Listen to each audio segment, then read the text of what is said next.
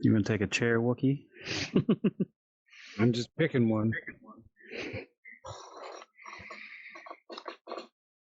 Definitely need a little extra lighting back here. It's much more cozy looking. Yeah.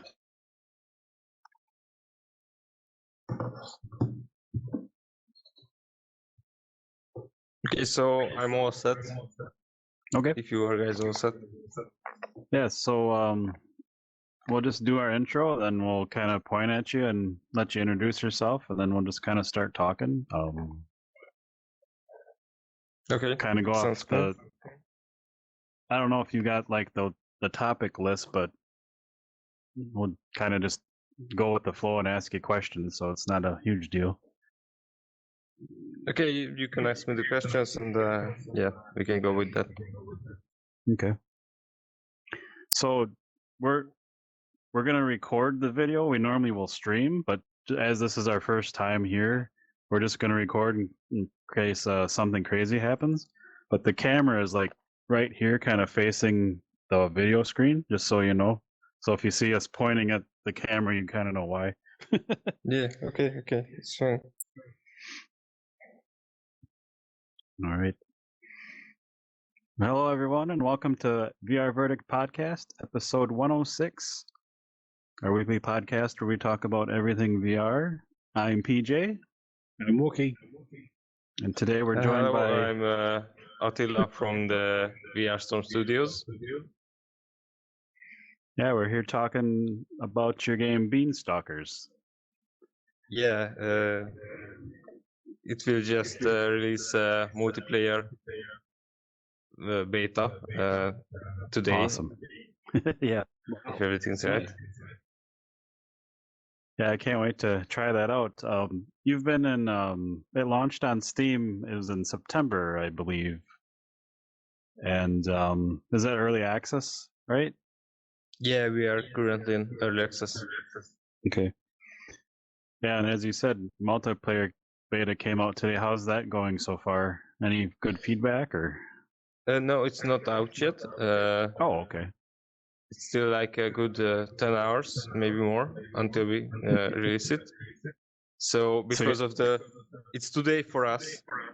Gotcha. But since you're in a different time zone, it is 1 a.m.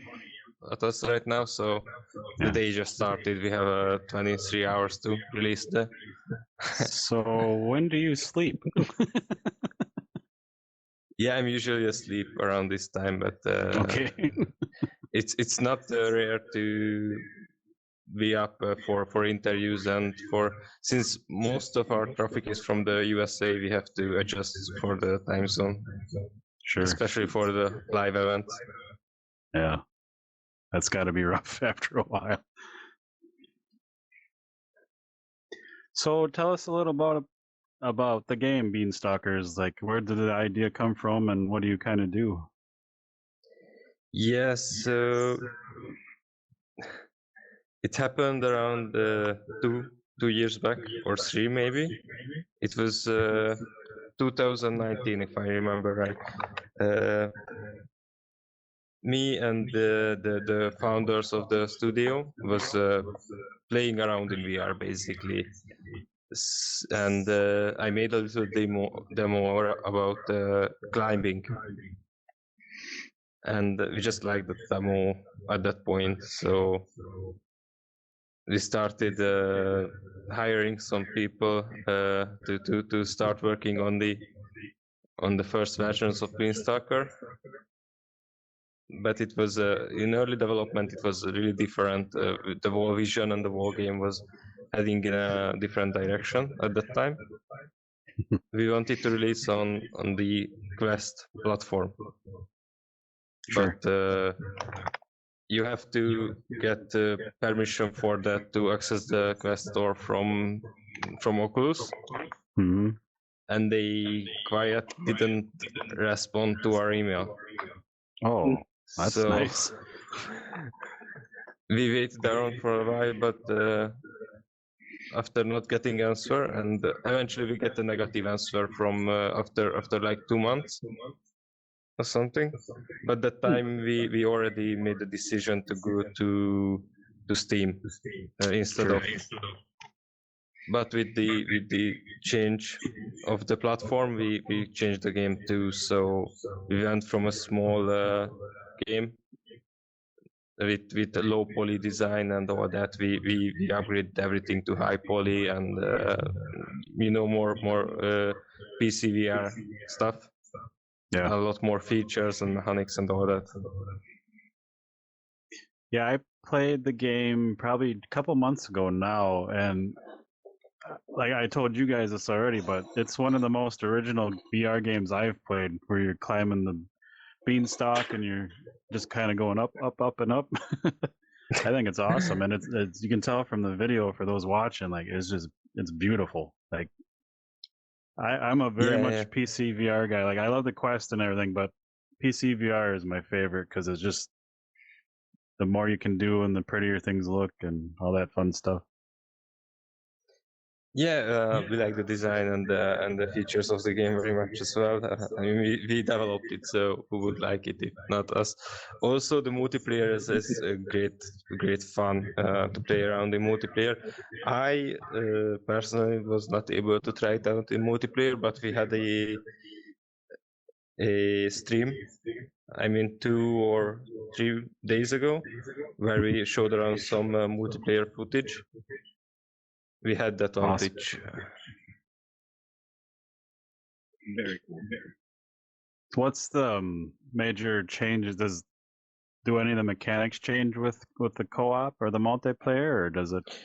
No, our main direction was to since players like the single player, so the feedback was positive, mostly positive.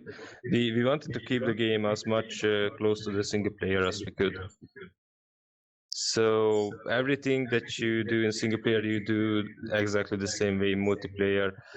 So you played you said you played the game already. So Oh yeah. Yep. you must know about the consumables, like the items that heals you, like the mango and the potion. Yep.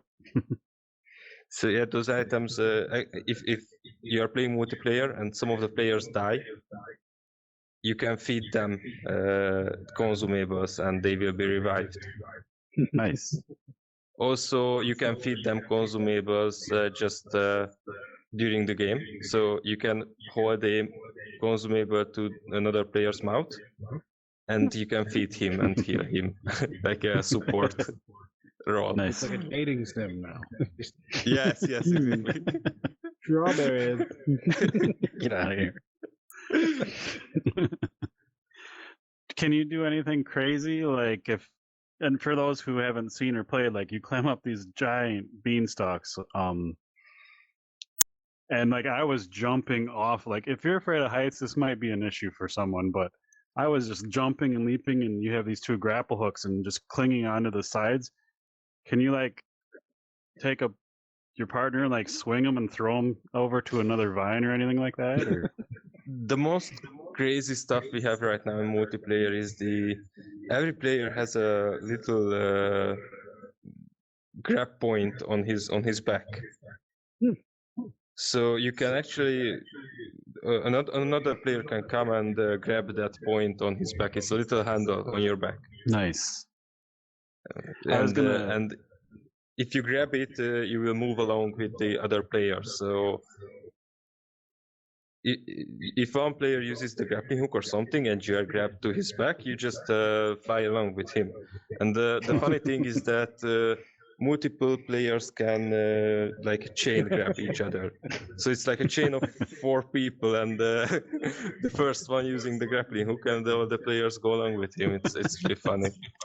They could all like hook on and just start shooting stuff while somebody's doing the motion. Yeah, exactly. It's really cool. That's really neat because like I don't get VR sickness. I have very strong VR legs, if you want to call it that. I don't have a fear of heights, but there were still some times where my hands were getting sweaty because I was doing, like I said, jumping around in the air. But if you're playing with someone who's kind of got some issues with that, or someone's not like, back in the day, we've had friends that don't like to do like jumping puzzles. Yeah. puzzles and stuff. So it's really neat that they can just kind of latch on to you and you can do it quick and get them to a spot, you know. Like, Yeah. Yeah, the problem is this won't help with VR sickness that much.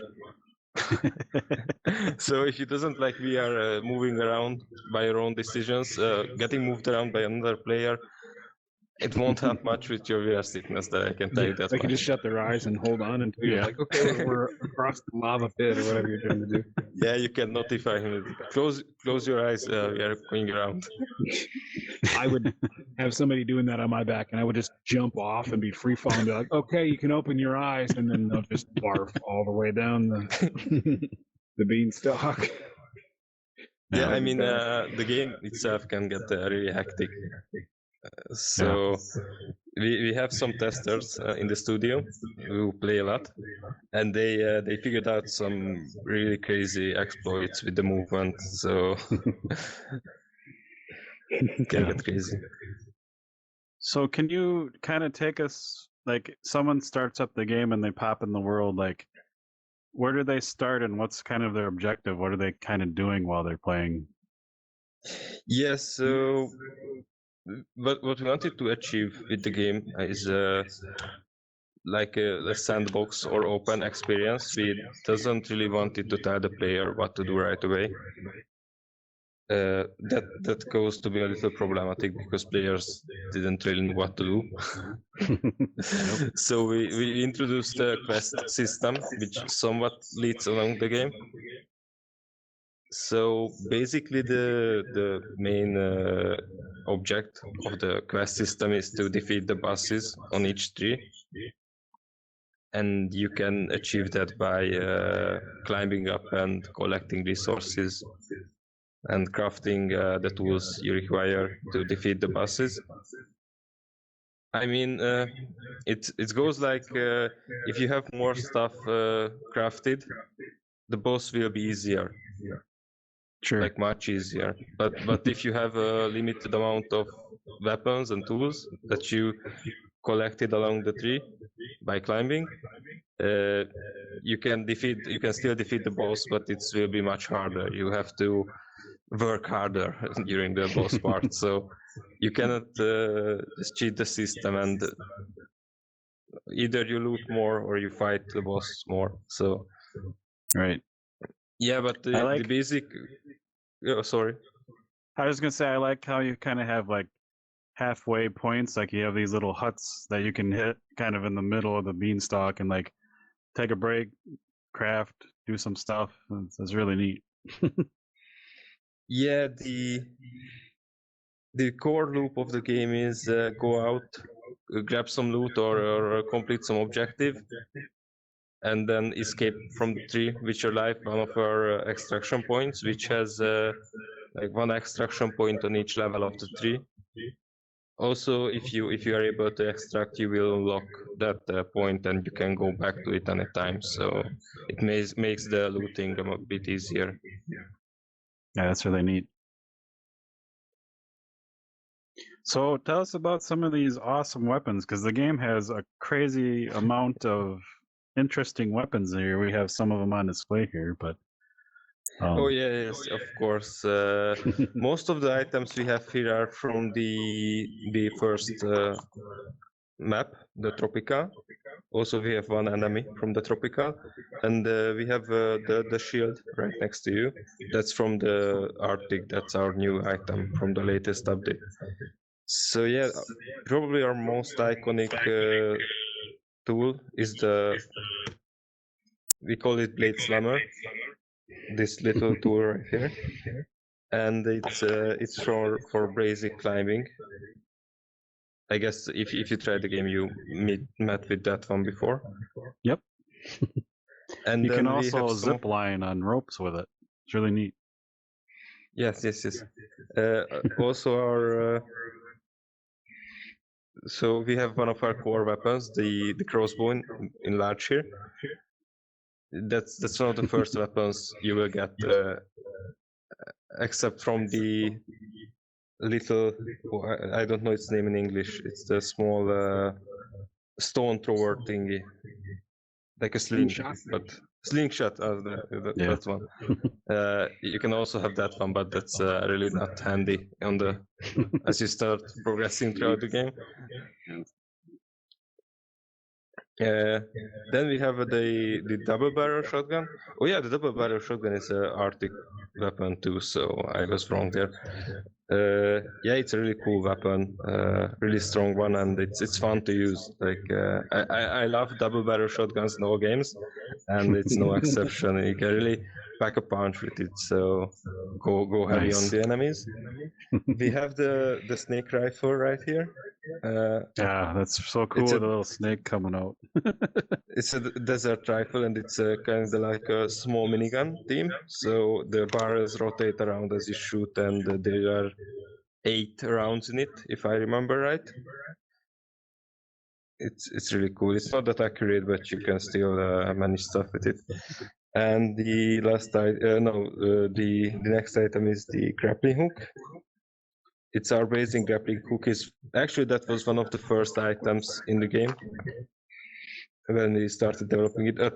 I mean, it doesn't look like that at the first iteration. It's like this is the third one, if I remember right. It packs 3 grappling charges that you can use up. Most of the people like to use the small grappling hook because it comes with unlimited charges. Sure. But this one has a much longer reach, so the small grappling hook only good for short distances, except if you know how to exploit it and go flying around with it. So and the last I loaded item in here and I'm like, what the hell is this? Did they add a missile launcher? I'm like, oh, that's a grappling hook. It looks pretty sweet. Yeah, thank you. And the last item is the gun shield, which you have on your end. It's basically a shield item that can deflect projectiles, and also has like a ring of shotgun projectiles in the middle That's that you awesome. can charge off with a single shot. And it has a large spread and a short range, but high damage. So the idea there was kind of like run up to enemies and just charge off the shotgun shells into his face when you're close up. And you can reload items by touching it to your back. So it looks really cool when you run with the shield and shoot once and then recharge it by touching your back. It looks really fun. I love it. That's a fun mechanic too to reload. That's really neat. Yeah, we were experimenting with some more complex reload mechanisms, but the game was already like a bit feature heavy and a lot of things to look around for and focus on. So we wanted to make the reloading and the tool handling as simple as possible for the players. So what's this? This one's a little enlarged. Oh yeah, but that one. What's this all about over here? I'm gonna zoom in with the camera. Yeah, I actually missed that one because it was so big. This is a saw blade launcher, which can launch saw blades. You can see the saw blade on that end. Yeah. It's actually, when you load into the gun, it starts like rotating up and got launched at high speed. It's basically a high damage weapon. It's a bit hard to aim because the saw blade has a travel time. Yeah. But it has a really high damage, so against heavier, bulkier enemies, it can come handy. Also, I guess boss fights can have a use of it because it has such a large damage that bosses go down much quicker. Yeah, I think when I played, and I could be wrong, but if I remember right, I think I was fighting a large spider, and I had this bad boy out, and I took it down pretty quick. Yes. It was satisfying though.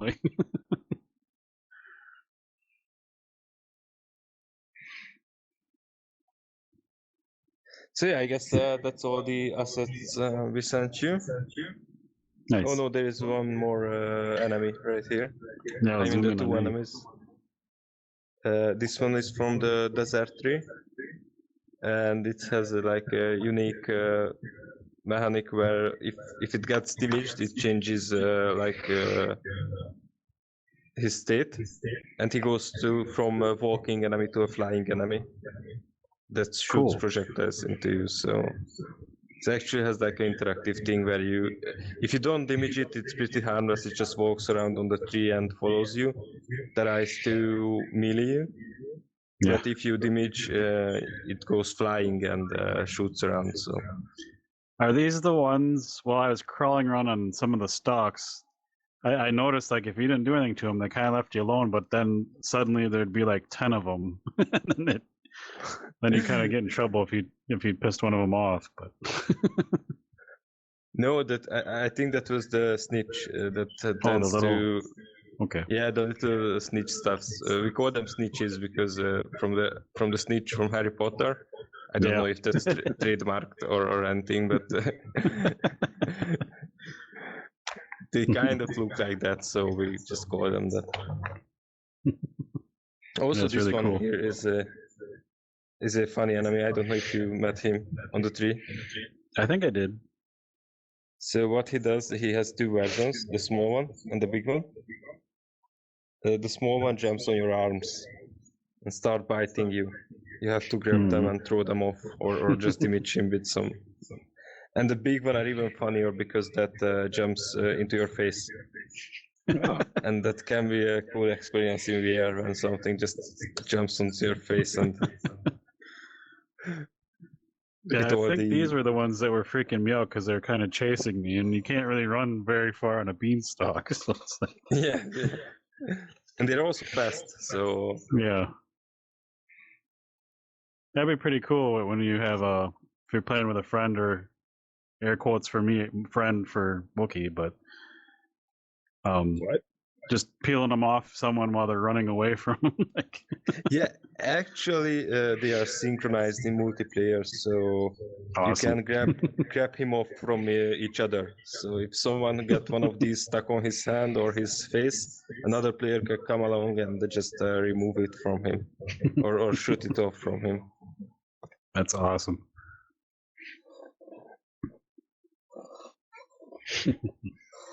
Yeah, I hope you guys will be able to try out the multiplayer as soon as it comes out. That'd be fun. Like I said, the game is so original to me, but like, and I kind of told you guys this earlier because we've been talking since like the beginning of December, and we finally get to talk on the podcast. So it's been kind of crazy. But a real neat thing about your game, I kind of mentioned, is you're not always looking up, but you look up a lot, and it's actually, it feels really good because, you know, most games you're kind of sink down, or if you look at your phone all day or you're on your phone a lot, like your neck gets sore from looking down. This is like a totally different experience because you're always like climbing. It's pretty neat. Yeah, it also in the early stages, looking up too much was kind of a problem. And I mean, for some people it might still be, but I think we get around it by designing the games such that you don't always climb upwards, but they are branches that, you know, spread all around. So it kind of breaks up the up-looking part to a side venturing part, and then you go back to up-looking again, and then side venturing again, and it's like a smaller sections of gameplay. So you get mixed up, not just looking up all the time, but climbing around too. Yeah. I found it was super neat that, there's like multiple branches of beanstalks. I think you call them branches. And they're kind of like puzzles where like you're like, how the hell do I get over on that branch? Because you can see all the loot or like anything you want to mine or whatever. And it's kind of like a puzzle to get around on the whole beanstalk and get everything. Yeah, we were amazed by the generative algorithm that we could patch together. It's really cool, and in the early days especially, we love to discover the trees that we have generated. It's really fun. Yeah, because like I remember I climbed really high up and I'm like, oh, I missed something way down there, so I just jumped. I'm like, I hope I can catch it, and just caught it. But it was kind of scary. Yeah, actually, I was so I had height problems like all my life, and and in the early days of Beanstalker, I was like experiencing the height issues with the game, and it was really fun to discover one of your fears throughout the virtual environment. It's puts a different spin on the experience. But by today, I'm kind of become immune to height sickness, especially Nice. in VR. In real life, I still have some troubles, but in VR, I just got a bit desensitized, or what do you call it? I was gonna ask about that. Like, we were outside, and a neighbor's cat climbed up a tree, and it was maybe 2 feet taller than I was, or higher up into my head, and the back of my legs had like weird twins, like when you look up and see a ladder you want to climb up, and you get the back of my knees go wonky. And I was like, it's a cat climbing a tree, and I was affected by it. I'm like, I need to start climbing some trees again. Yeah. I might have some height issues. So maybe I need to hang on to PJ's backpack and that mount and just go for a ride. Just say jump. I'll be the one vomiting all the way down. But not from sickness. But, it's cool that it helped. I like to hear that stuff. Yeah, what I still realize sometimes or do is when you go out in the game to the tree, it's at first it's not that bad, but as you start getting more loot and more stuff, you get worry more about falling down because of all the progress, and yeah, it gets kind of more like a weight to falling down when you have all that stuff on you. Yeah. That's when my palms started sweating because I'm like, I can see the exit. I have like a backpack full of crap that I got. I'm like, I don't want to die, so I was just kind of like crawling around on the beanstalk almost, like hoping nothing came at me. Thankfully, I had I think I was carrying was it a snake shotgun? Was that in the original? Yeah, I had it something was that would really kill things, so it felt pretty good. But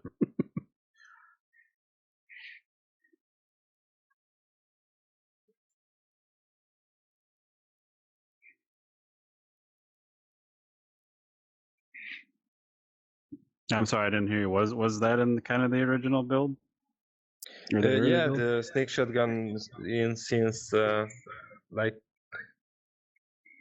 I think since from the start. Okay. Yeah, we launched with the Desert 3 and the Tropica one back in September, and the snake shotgun is a Desert 3 based item, so it should have been in by the very first build that we released in early access. How many biomes do you guys have right now in the game? We have 3, and the Tropica one and the Desert one. Those you can see in the video. And I'm not sure if I didn't see the Arctic one there. Maybe it's not in this video. It's in there for a little bit. Yep. Yeah, it's actually in there. Yes. So these 3 biomes we have. We was planning to expand on it by one more biome, but we dropped that, at least for now, because we want to focus more on the gameplay and the features to get everything more smooth, and also on the multiplayer. Sure. So we like to focus on these things first, and because of that we dropped the 3rd biome. I like some of the crazy enemies in here. Like somebody's taking a battle axe to a snowman and a suit of armor. Yeah, I mean, the whole idea about this game was to, as you start playing, when you are close to the ground on the first level, everything is kind of normal, like small spiders and small bees. And as you went upwards, it's getting a bit more crazier, like larger spiders and creatures that you don't really meet in real life. Yeah. and we kind of wanted to, continue this explanation of enemies or getting everything weirder with the other trees. And by the third biome, the Arctic, ideas get a little hectic, and we get all kinds of weird stuff in there.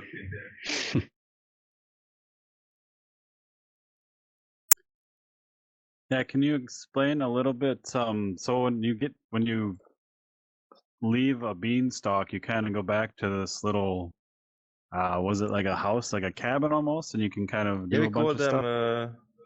extraction points. So And that's where you can craft and kind of. I think you have like a chest where it's kind of like a bank.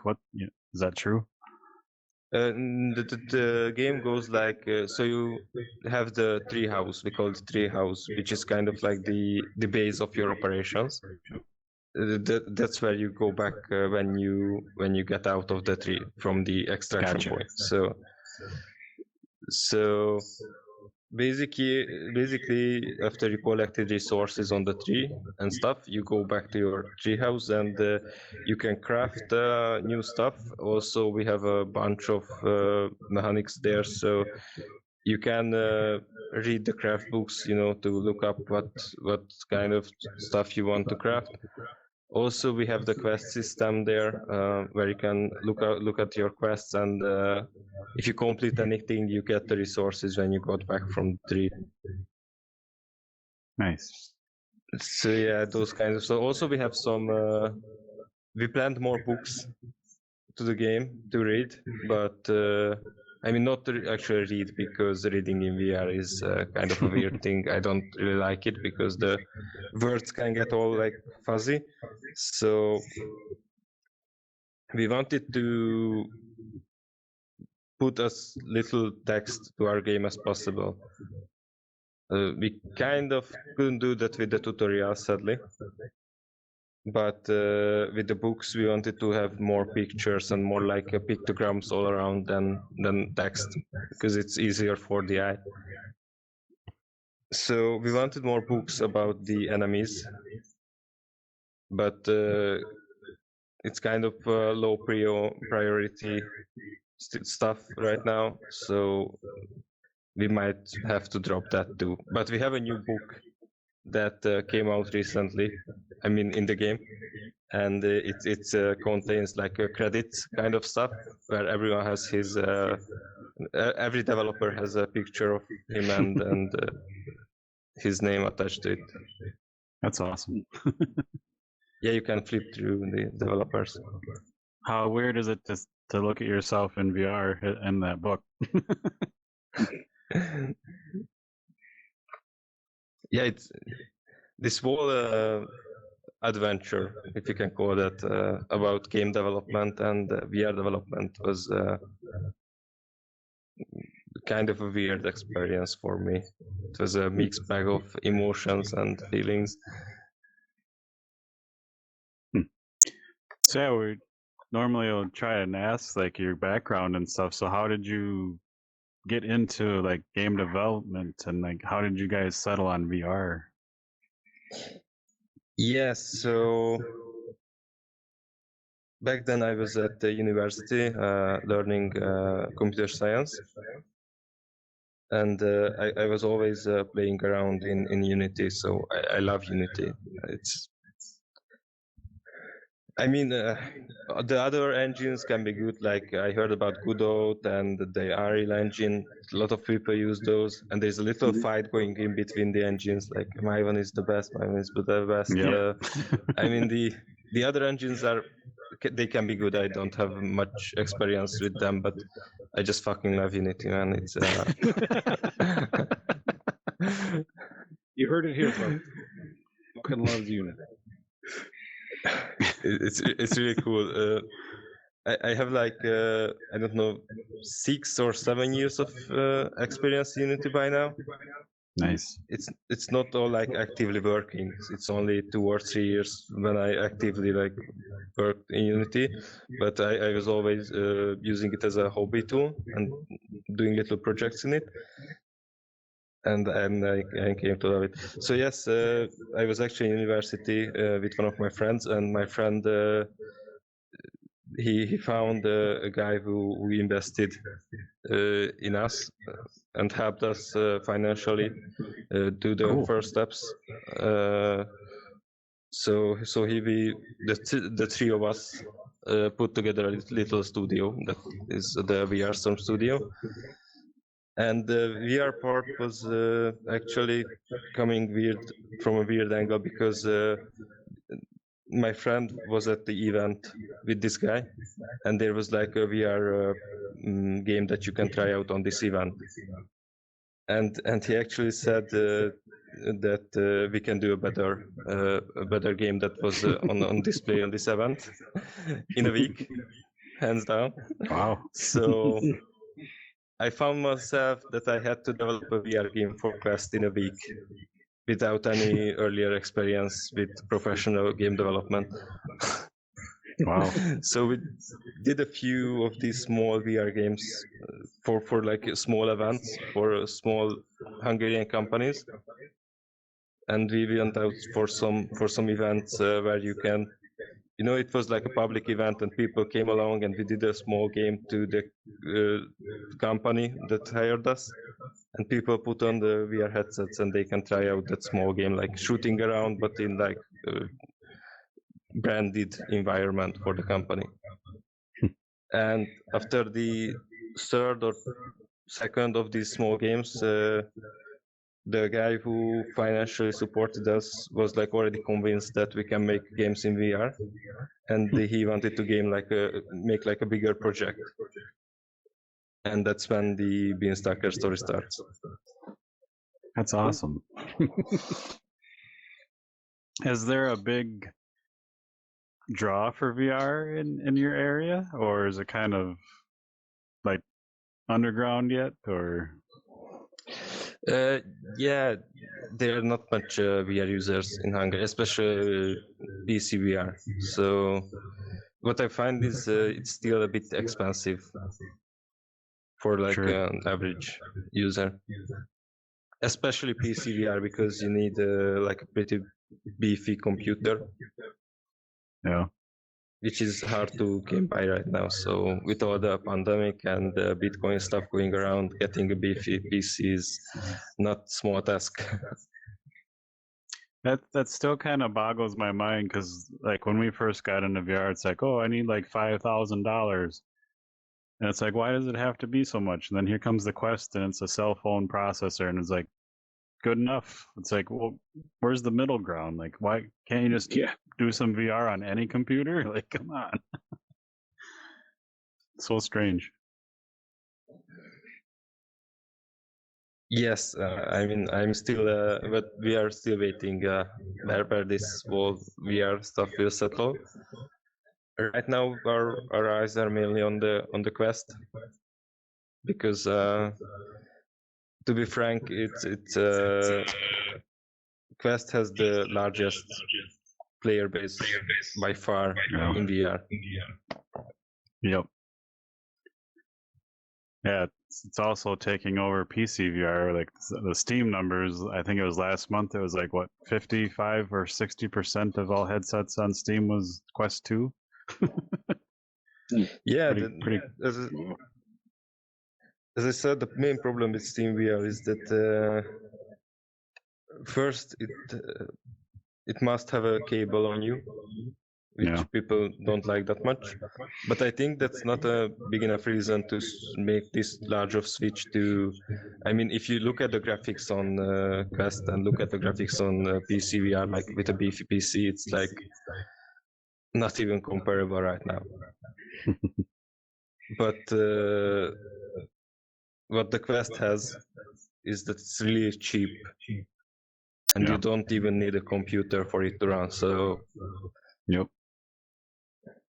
that's a large thing. And if you happen to have a computer, you can use virtual desktop, because I was playing Beanstalker on my Quest 2 wirelessly with virtual desktop perfectly. It was just like So neat. Yeah, we are using Quest too, so we love the Quest actually. We are in the office. We are working mostly from Quest. At the early days, we had some troubles with the Quest application. Like it wasn't that stable, but that was 2 years ago, and right now it's mostly fine. Nice. So we had issues like there was a version difference between the Quest headset and the Quest application every time a new update came out. So we couldn't work for a week because because there was a version difference and we couldn't connect the Quest to the PC. That's rough. But it's all solved now. It's good to use now. So growing up, were you much of a gamer as a child, or did you just kind of get into it in college, or? No, I was a gamer since I'm born. Nice. What's your favorite childhood game from when you were young? One of the first games I spent a lot of time with was Age of Empires 2. Nice. But actually, not Age of Empires 2. It had a spin-off game on the same engine, Star Wars one. Yeah. It's basically the same like Age of, but with Star Wars. I'm trying to remember. Is it Galactic Battlegrounds? Yeah, that one. Yeah, I played that. Yeah, that was good. So that was one of my first games. Yeah, you could kill Jar Jar in that game. It was awesome. Yes. I would send a whole squad of Gungans into their death every time I played.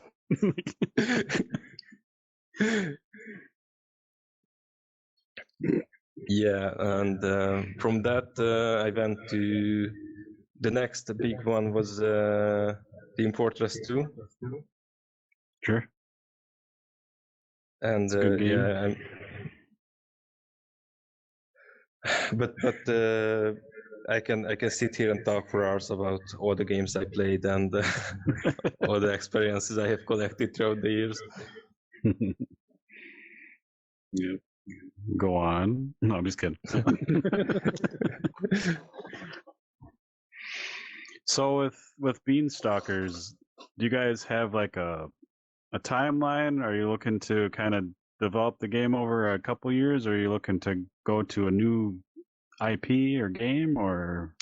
Right now, the plan is to release multiplayer, polish up the mechanics as much as we can, and then go to a full release from early access. And that will mark the end of the Beanstalker lifecycle for now. I mean, Sure. if the community develops around it from the multiplayer release and it gets much more traction that it has right now, we might be able to continue with the updates and the new developments. But if that not happens, we already planning our next IP, and we will go with that one. Awesome. Yeah, from like I said, I played it months ago.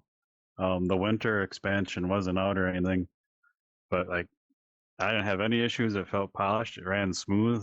I was, like I said, flying around, not getting sick. So I thought it was great.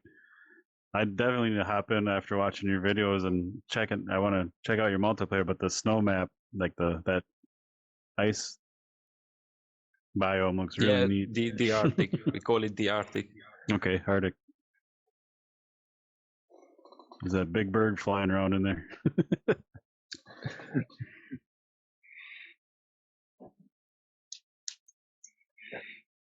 Cool. So, being in the VR space, what are you guys' thoughts on the state of VR, and what are you kind of hoping happens in the future, like in the next couple years with VR?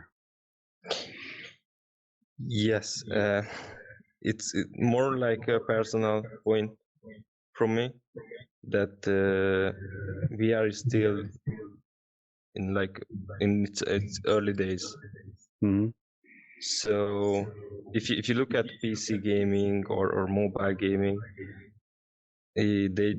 for example, for PC, it took like 20 or 30 years for the basic mechanics to develop out from multiple games and multiple titles. And then they settled pretty well, and all of the games using that. So I mean, like the first-person shooters, the third-person shooters, the role-play games, they are not much new around the base mechanics. So the way you control the game and the way you move around in it, it takes some time for those mechanics to cook up. And for VR, we are still waiting for these mechanics to settle and to different studios to build on them. So, for example, if you look at the Half-Life title, Half-Life Alyx, it was a pretty good. It laid down some basics. So what Steam did or Valve did with that one is like they laid down the foundations. Guys, this is how VR game should look. This is how it should function. This is how you can do fun mechanics. Just take some of this and make good VR games. And we are still waiting for these mechanics to settle and to build out to their best form. And then other studios, like smaller studios, can then use them up and make some new fun things with them. So, and that's where you guys got your face hugger version flying at your face. Yes. No, actually, it was unrelated from Half-Life. But now that you say it, it's similar. That's not a standard I want to see in every game. Basically, it's great. I remember being in school and somebody playing first Half-Life, and they said they had a nightmare from the things hanging down from the ceiling that would crunch you. You like walk through a hallway and didn't know it was there. It would just like grab you, and all you'd hear was crunching before you die. And he would just try to hit Alt F4 because he like crunching noise. And then he was getting nightmares from it, and I was like, dude, what are you talking about? I had never even heard of Half-Life. Like, I can't sleep anymore. We don't need face huggers and crunching stuff at all. We need to. He didn't anyway. Yeah. Yeah, I mean, developers always try to like punch through the staleness of the game, like something that might cause nightmares in one people. For some experienced gamers, it doesn't even hit the level of level of excitement for them. You always have to make something bigger, something to beat the competition. Yeah. Technology's always got to stress the hardware. Horror game makers always have to stress out PJ in VR because he doesn't like that. Exactly. Yeah. Cool. I want to try out the multiplayer update and get hit by a griffin in the snow. It's fun. Yeah, the snow level was turned out great too. Arctic. It took so much time to balance everything out, especially for the last few levels. I mean, it's a crazy amount of work went into this. Just the sheer amount of balance that we had to do, like testing and balancing and testing over again, and it took months until we could get like a stable gameplay where, especially with the random generation, like the procedurally generated tree, it's hard to plan balance ahead. Yeah, I bet. Because you can stuff that's not randomized, you can see it, tweak it. But if it's all generated by code that's nested, inheriting from other code, yeah, it is. If you're planning a not generated game like some basic layout, you can like put 3 things on the table and you know the player will find that. And you can hide some other stuff under the table and you know that the player might find that and might not find that. And you can calculate the for example, the crafting and the amount of enemies from that, because you know what resources the player will have. But with randomly generated stuff, you have to get more into the math of things. Like the player will probably get this amount of items, and from that he can probably make this, and from that on it even gets more convoluted. So Yeah. If they're supposed to be, by the time they hit the boss, they should have hit, 10% chance to get all of these materials, and 10% chance to get this, and 50% chance of that. But then, what if it doesn't work? Do you crank those percent chances, or? yeah, we played around a lot with the drop chances in the game. So, for example, there is the little wood parts that you can grab off the tree. If you played it, you probably found that one. There's a lot around the tree, and you can use it for multiple things. So you can use it to craft stuff, and you can also have to use it to heat up the oven or the forge, where you can smelt your ores and get the iron and stuff. And we cranked up. One player said that there isn't enough. One of our testers isn't enough little tree wood stuff, so we cranked it up. And one of my friends came in to test the game. He brought his own PC and he was with us for 2 days. So he tested the game for 2 days. He was really big help, and he said that there isn't enough wood stuff. So different players play differently. Yeah, balance has got to be one of the trickiest things. Yeah, because everyone's so different. But I don't remember which game I was talking about with my girlfriend, but ages back, if they play old like Japanese RPGs, she said she always would like try to avoid the fight, and then she'd be underpowered by the time you get to the boss because you don't level up from all the fight. And then you have me who's like looking at every inch of the map, practicing the combat all the way through, killing everything, and then the boss is like super simple. So, and I think she's got a stigma from some of that too. She says like, if she gets to the stressful part in like old Super Nintendo, like Mario, she might not be able to beat Bowser or something like that. She'd have to hand the controller to somebody else. I'm like, if you'd sat there and killed everybody and wasted everything in your path, you wouldn't mind the Bowser fight. It's just different people fight completely different. And it's a weird question from a game design point of view, because what if the player doesn't want to fight? Right. Yeah. So what the developer gonna do about it? We actually have the bees in the game that come and attack you, and it was my girlfriend who said that. But bees are nice, so why we have to fight bees?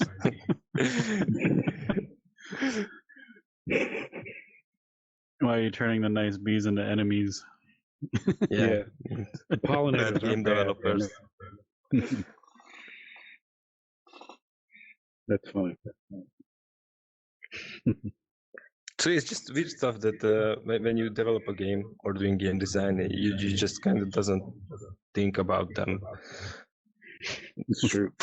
And one of these things that came up is a lot of the enemies, especially in the first levels, are based on spiders or actual spiders.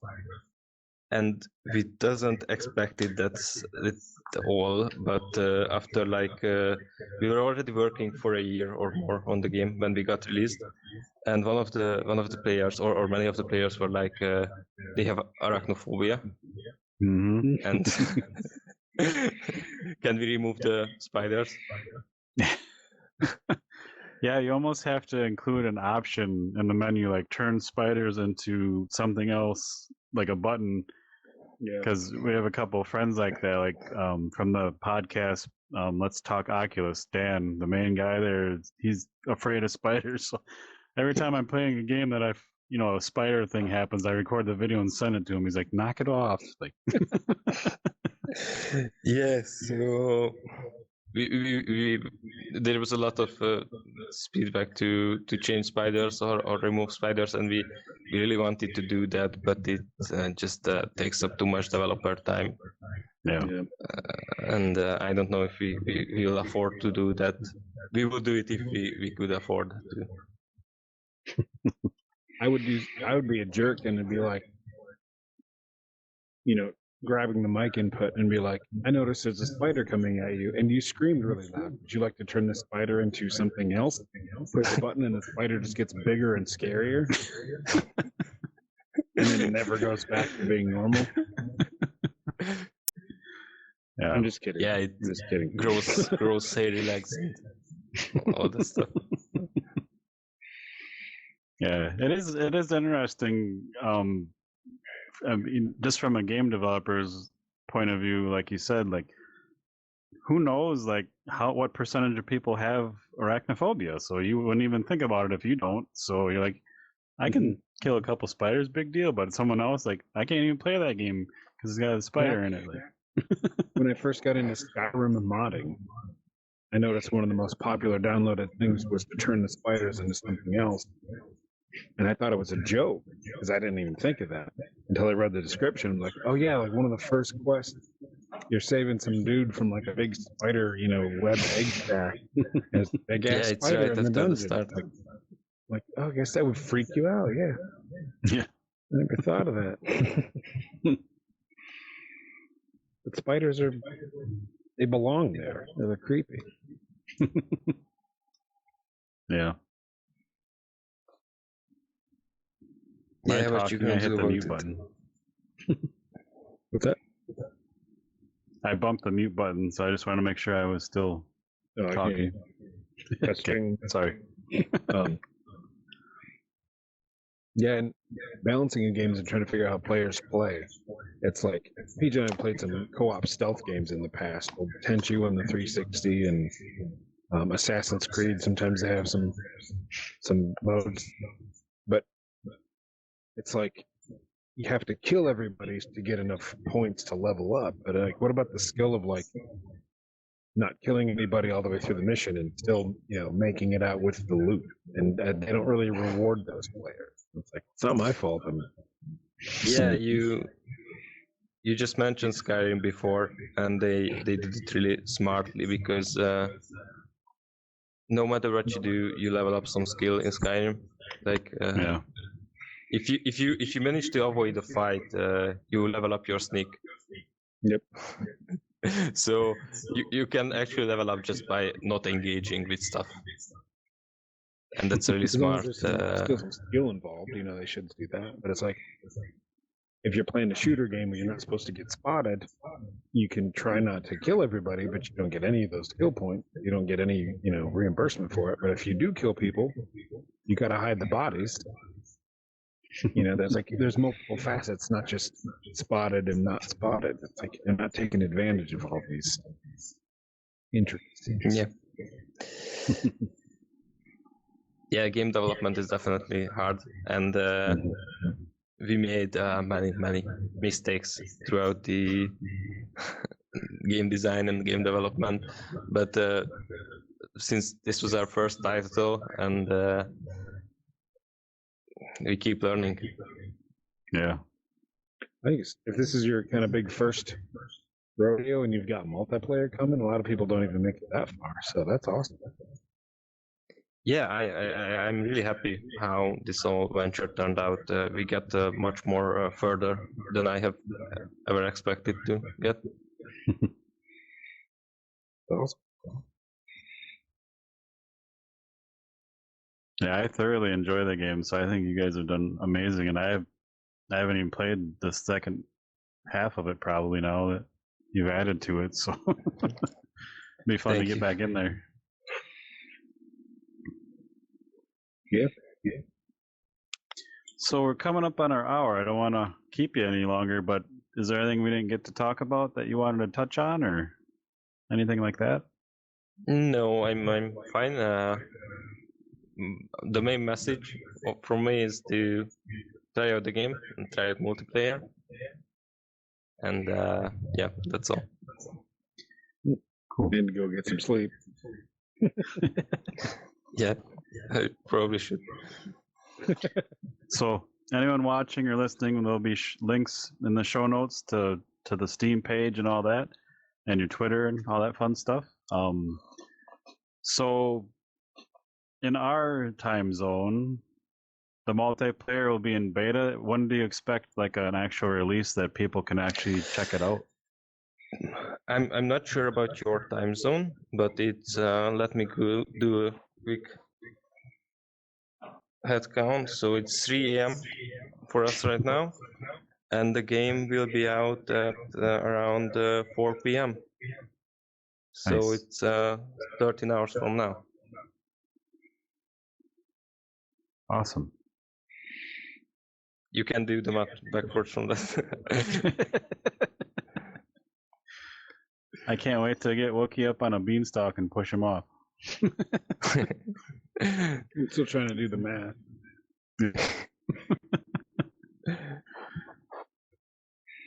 Well, we appreciate so your thank you time for and everything, joining guys. us. Yeah, it was Yeah, fun. appreciate you stopping by.